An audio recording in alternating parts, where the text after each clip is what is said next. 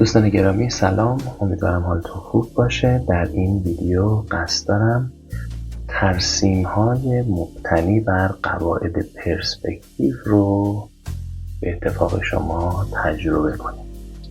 خب قواعد پرسپکتیو رو در ویدیوهای قبلی یاد گرفتیم و همونطور که می‌بینید میخوام با خطوطی که متمایل میشن به نقاط گریز اشکالی رو ترسیم کنیم. اولین کاری که انجام دادم یک خط افقی در نظر گرفتم که نماد خط افق هست و بعد از اون دو نقطه گریز برای خودم در نظر گرفتم و دارم با خطوطی که متمایل میشن به سمت نقاط گریز دارم سعی میکنم که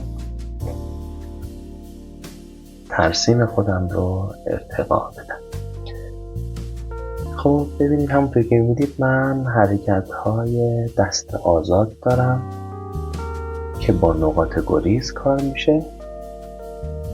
ببینید حرکت‌های من گاهی اوقات حالت نمایشی داره و بعد که می‌بینم مسیرم حالت درست پیدا کرد ترسیم خودم رو انجام میدم. خطوط کم رنگ باشند و سعی کنید که به صورت دست آزاد حرکت کنید تا بتونید نتیجه خوبی رو انشالله بگیرید. خب ارتفاع این رو هم ایجاد میکنم و بعد دوباره با نقطه گریز کار میکنم. دقت کنید.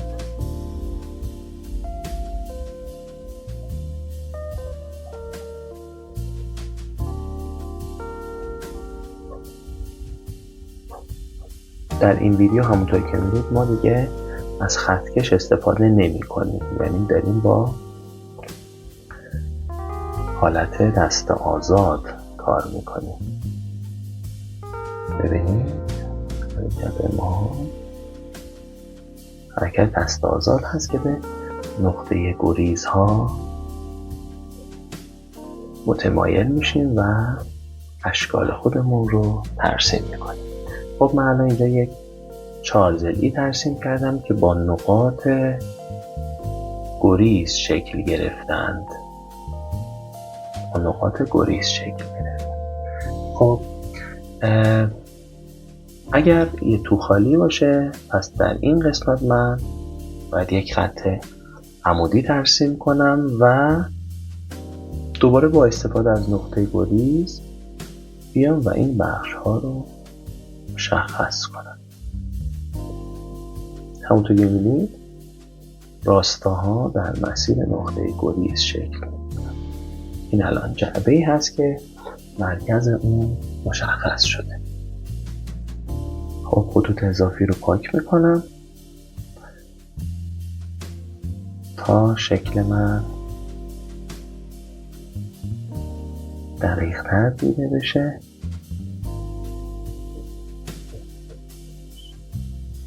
و بعد از اون میام بخشایی از شکلم رو تیره تر میکنم.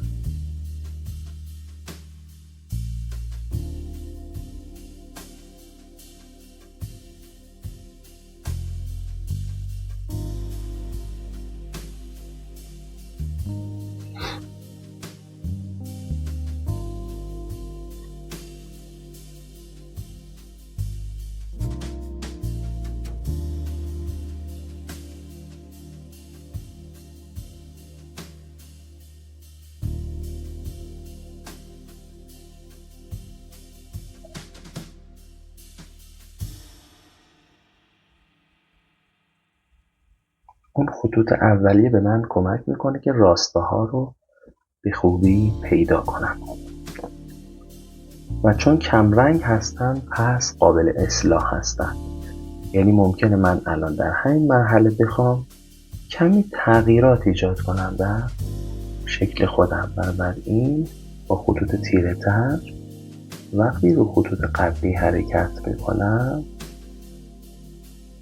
امکان اصلاح هم برام میسر.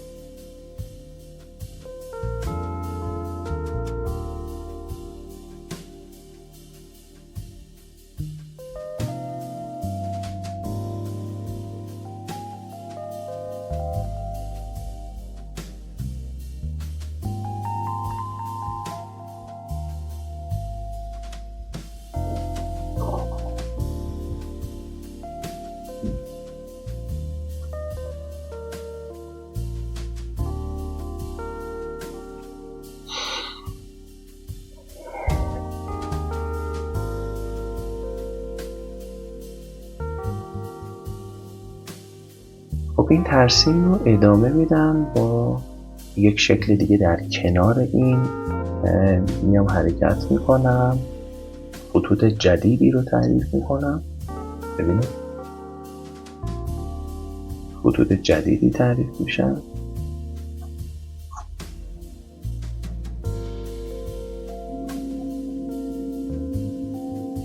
و از این نقطه گریز هم استفاده میکنم و این چارزلی رو ایجاد میکنم. اگر بخوام سطحی که این شکل روی اون قرار گرفته رو به عنوان سطح کلی در نظر بگیرم، کافیه که این رو ادامه بدم به سمت نقطه گریز تا اینکه این هم در همون سطح قرار گرفته باشه. بنابراین و اینکه این هم در راستای نقطه گریز مربوطه قرار. این هم شکل بعدی ماست. کمی مشخص ترش میکنم.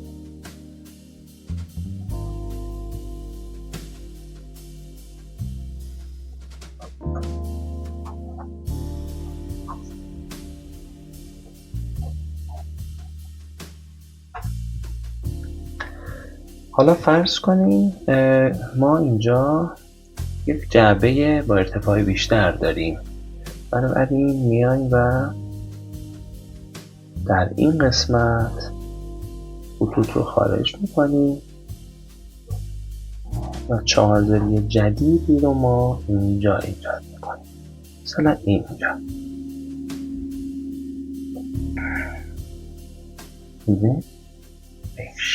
پس این شد چهارزلی جدید ما. ارتفاع اون رو در نظر میگیریم. باید در ترسیم شکلی مانند این کمی فضای سه‌بعدی و تجسمی رو برای خودمون در نظر بگیریم. ببینید من اگر این رو به صورت فرضی ادامه بدم، این میرسه به این قسمت از این شکل. دقت کنید اگر از اینجا من وصل کنم به نقطه گریز، کف اون جعبه در واقع اینجا قرار میگیره و بعد من این رو پاک میکنم تا اون هم در جایگاه خودش به صورت دقیق دیده بشه.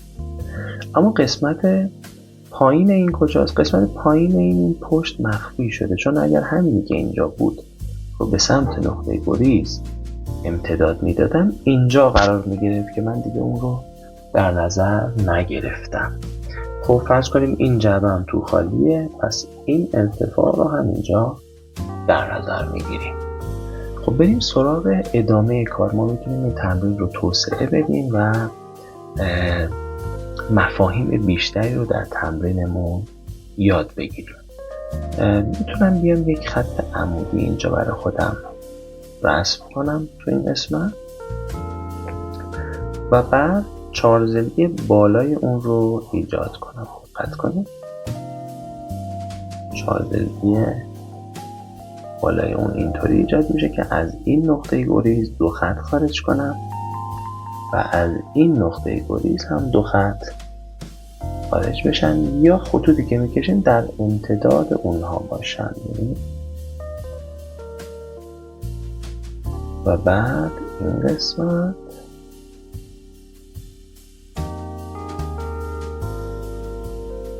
این هم بهش کمی این رو مشخص تر میکنم.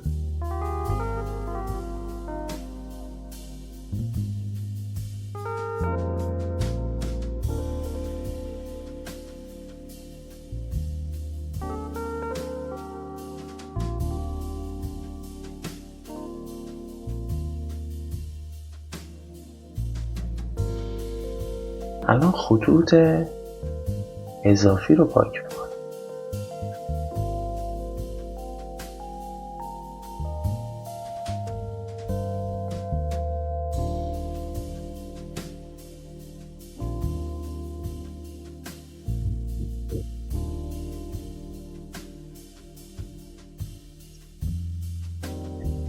اشکال ما با قواعد پرسپکتیو ترسیم شدن. کمی اونها رو اصلاح میکنم تا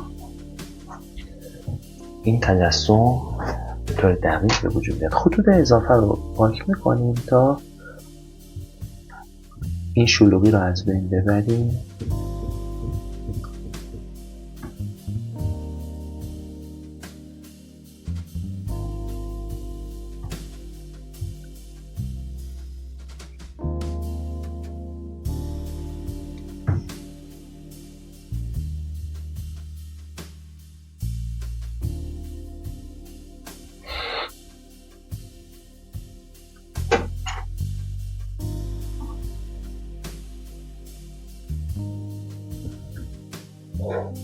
پس سعی کردیم تجسم سه‌بعدی خودمون رو با کشیدن اشکال متفاوت در کنار هم و رعایت قوانین پرسپکتیو اجرا کنیم. خب همچنان دوست دارم که بیشتر ادامه بدم.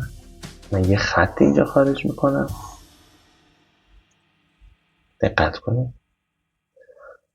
یک خط دیگه هم اینجا خارج میکنم.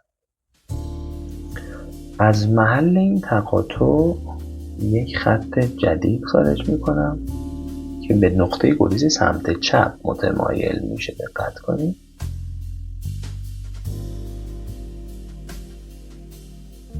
به گریز سمت چپ و شکل بعدی رو هم همینطور، خط بعدی رو هم به سمت نقطه گریز سمت چپ متمایل میکنم. حالا از این قسمت خط عمودی، اینجا خط عمودی، اینجا هم یه خط عمودی. خب این قرار رو سطح زمین قرار بگیره. خب چه کار کنید؟ این قسمت رو ببینید، کافیه این رو به نقطه گریز متصل کنید و این شکل رو به وجود بیاریم. حالا اگر از اینجا به نقطه گریز سمت راست متصل کنید، قسمت بعدی هم خودش به دست میاد. این شکل رو هم مشخص میکنه.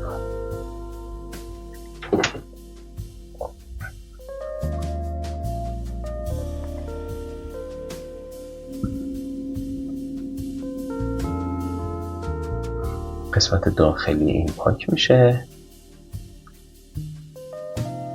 چون جعبه حالت توپر داره و اجازه نمیده که اون بخش ها دیده بشه.